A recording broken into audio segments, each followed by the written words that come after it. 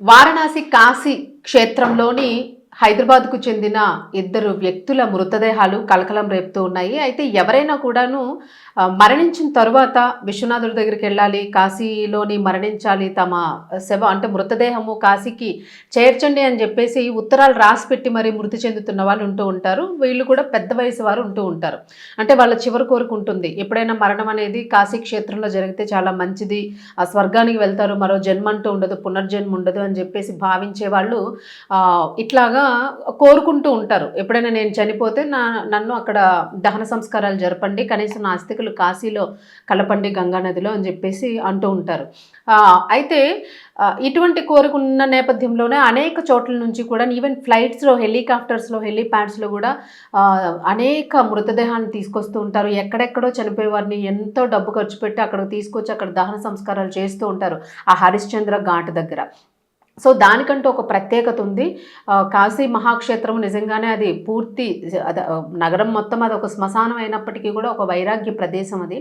మరి ఇటువంటి చోటికి వెళ్ళే భక్తులు కూడాను అంతే వైరాగ్యంతో ఒక మంచి మనస్సుతో ఉంటూ ఉంటారు. అంటే నిష్కల్మషమైన మనసు ఉన్న వారు కాశీ క్షేత్రాన్ని దర్శించుకోవాలనే పరితపిస్తూ ఉంటారు. ఇక ముఖ్యంగా ఇప్పుడు మనకి మహాశివరాత్రి వేడుకొస్తుంది. ఇది చాలా అద్భుతంగా జరుపుకుంటారు అక్కడ. మనకి దీపావళి ఎట్లాగైతే చేసుకుంటామో ఇదే దీపావళిని వాళ్ళు మహాశివరాత్రి రోజు జరుపుకుంటారనమాట. దేవి దీపావళి అని అక్కడ మహాశివరాత్రికి జరుగుతుంది. సో ఈ తరుణంలోనే అనేక మంది భక్తులు, కోట్లాది భక్తులు కాశీ పుణ్యక్షేత్రానికి చేరుకొని అక్కడ పూజలు చేస్తూ ఉంటారు, ఎక్కడెక్కడి నుంచో వస్తూ ఉంటారు. మరి ఇటువంటి టైంలోని కనిపించిన 2 మృతదేహాలు చాలా బాధాకరమైన విషయము నిజంగాను. అసలు ఎందుకు చనిపోయారు వాళ్ళు? ఎవరైనా హత్య చేశారా, లేకపోతే వాళ్ళే ఆత్మహత్య చేసుకున్నారా అనే అనేక అనుమానాలను అయితే పోలీసులు వ్యక్తపరుస్తూ ఉన్నారు. అయితే వీరిద్దరూ కూడా కాశీని దర్శనం చేసుకోవడానికి హైదరాబాద్ నుంచి, తెలుగువారు అనుకుంటాను, హైదరాబాద్ నుంచి, అంటే పూర్తి సమాచారం మన దగ్గర లేదు, మేబీ హైదరాబాదు లక్డీ కపూర్కి చెందిన వాళ్ళు అంటే తెలుగువారు అయ్యుండొచ్చు అని అనుకుంటున్నాం మనం, ఇంకా పూర్తి సమాచారం లేదు. సో వీరిద్దరూ కూడా అన్నా చెల్లెళ్ళు. సో వీళ్ళు కాశీకి వెళ్ళడం జరిగింది. మరి అసలు వీళ్ళ కుటుంబ సభ్యుల పరిస్థితి ఏంటి? కుటుంబ సభ్యులు తల్లిదండ్రులు ఉన్నారా లేరా? అన్నా చెల్లెళ్ళే ఎందుకు వెళ్ళారు? చూడ్డానికి పెద్దవాళ్ళలాగే ఉన్నారు, అంటే 20 నుంచి 40 ఏళ్ళ వయసు మధ్యలో ఉన్న వ్యక్తుల్లాగా కనిపిస్తున్నాయి ఆ బాడీస్. బట్ పోలీసులు అయితే మనకి అందించిన వివరాల ప్రకారం మాత్రము గణేష్ గౌడ్, తెలుగువారే, గణేష్ గౌడ్, అలాగే సోదరి లక్ష్మీదేవి, వీళ్ళిద్దరూ ఒకే హోటల్ని తీసుకున్నారు. వారణాసిలోని కాంట్ ప్రాంతంలోని బస్టాండ్ సమీపంలో ఓ హోటల్ ఉంది. ఆ హోటల్లోని ఆత్మహత్యకు పాల్పడినట్లుగా కూడా తెలుస్తుంది. అయితే మంగళవారం మధ్యాహ్నం 12 గంటలకు హోటల్ సిబ్బంది చెక్అవుట్ చేయాలి అని చెప్పేసి, టైం అవుతుంది, ఇంత టైంకి మీరు చెక్అవుట్ చేయాలి అని. ఎందుకంటే కాశీ అంటే ఫుల్గా రష్గా ఉంటుంది, వచ్చిపోయే వాళ్ళు ఉంటారు, ఫాస్ట్గా వెకేట్ చేస్తూ ఉంటారు, చికెన్ చెక్అవుట్ అలా కంటిన్యూస్ తరచూ అవుతూనే ఉంటాయి. మరి ఇలా చెక్అవుట్ ఉంది, మీరు చెక్అవుట్ చేయాలని చెప్పేసి కాలింగ్ బెల్ కొట్టడానికి వెళ్ళేటప్పటికి వాళ్ళు డోర్స్ని అయితే తీయలేదు. మరి కాశీ విశ్వనాథుని దర్శించుకొనే అంత పూజలు అన్నీ అయ్యే ఉంటాయి, దర్శనం చేసుకునే ఉంటారు. ఎందుకంటే చెక్అవుట్ టైం కాబట్టి దర్శనం అన్నీ చేసుకునే ఉండుండొచ్చు మేబీ. అన్నీ చేసుకున్న తర్వాత వీళ్ళు, అంటే ఎన్ని రోజులైంది వాళ్ళు వచ్చి ఏంటి అనేది కూడా ఇంకా మనకి ఫుల్ డీటెయిల్స్ అయితే రాలేదు.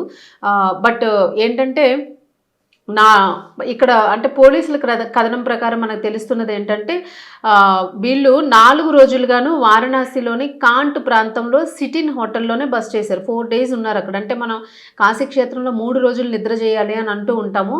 ఏదైనా ట్రావెల్ ప్యాకేజెస్ ఇచ్చినా కూడా 3 nights 4 days ప్యాకేజ్ అట్లా ఇస్తూ ఉంటారనమాట. లేదంటే 9 nights 10 days ఇలా ఇస్తూ ఉంటారు. అంటే 3 రోజులు కానీ, 9 రోజులు కానీ, 11 రోజులు కానీ ఇలా బస చేస్తూ ఉంటారు. సో ఇలా ప్యాకేజ్ ఇస్తూ ఉంటారు. మరి వీళ్ళు స్వతహాగా వెళ్ళారా, ఏదైనా ట్రావెల్ ఏజెన్సీ ద్వారా వెళ్ళారా ఏంటనేది ఇంకా మనకి వివరాలు లేవు.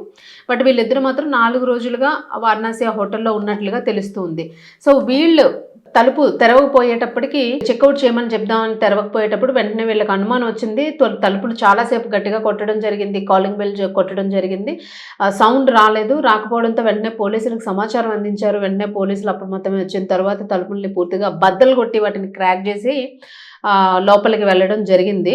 పోలీసులు వచ్చి బలవంతంగా తీసి లోపలికి ఎంటర్ అయిన తర్వాత అప్పటికే అన్న చెల్లెలు ఇద్దరు కూడా నోటి నుండి నురుగ వస్తూ కూడా విగత జీవులుగా పడున్నారు. గదిలో విషం తీసుకున్న బాటిల్ కూడా లభ్యం కావడంతో ఇది ఆత్మహత్యగా భావించారు. అలాగే దీనిలో ఏంటంటే ఇవన్నీ మనకి డీసీపీ కాశీ గౌరవ్ కాశీకి సంబంధించిన డీసీపీ గౌరవ్ గారు ఇవన్నీ వివరాలు వెల్లడించడం జరిగింది.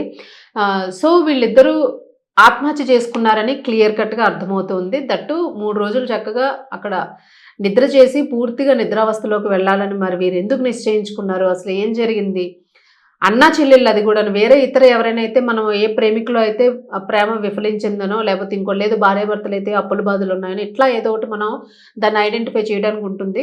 బట్ వీళ్ళిద్దరు అన్నా చెల్లెళ్ళు కాబట్టి అక్కడ మనకు ఒక క్లారిటీ రావడం లేదు. కేసుకి సంబంధించి దర్యాప్తు అయితే కొనసాగుతుంది. అయితే ఆధార్ కార్డ్స్ వాళ్ళు సబ్మిట్ చేసినవి వీటన్నింటిని బట్టి అయితే అవి గత 8 ఏళ్ల క్రితం పాత ఆధార్ కార్డ్స్ అనే విషయం అయితే తెలుస్తుంది. అలాగే అబ్బాయికి సంబంధించిన డ్రైవింగ్ లైసెన్స్, పాన్ కార్డు ఇవన్నీ కూడా వాళ్ళు సేకరించడం జరిగింది పోలీసులు.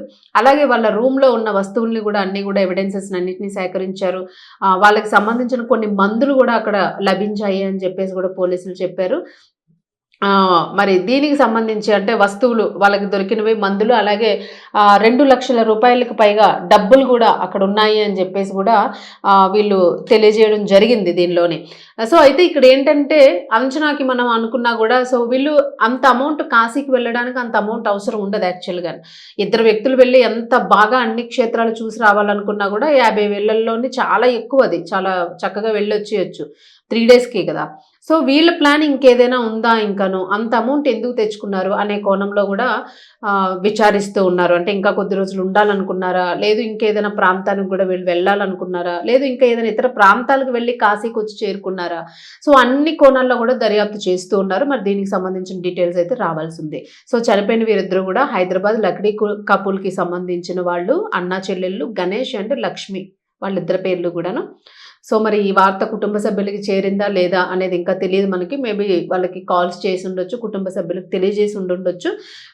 తర్వాత ఫర్దర్ ఇన్వెస్టిగేషన్ కోసం పోలీసులు అయితే దీని మీద హైదరాబాద్ పోలీసులతో కూడా టచ్లోకి వచ్చారు అనే వార్త కూడా వినిపిస్తోంది. సో దీనికి సంబంధించిన అప్డేట్స్ మరిన్ని రావాల్సి ఉంది.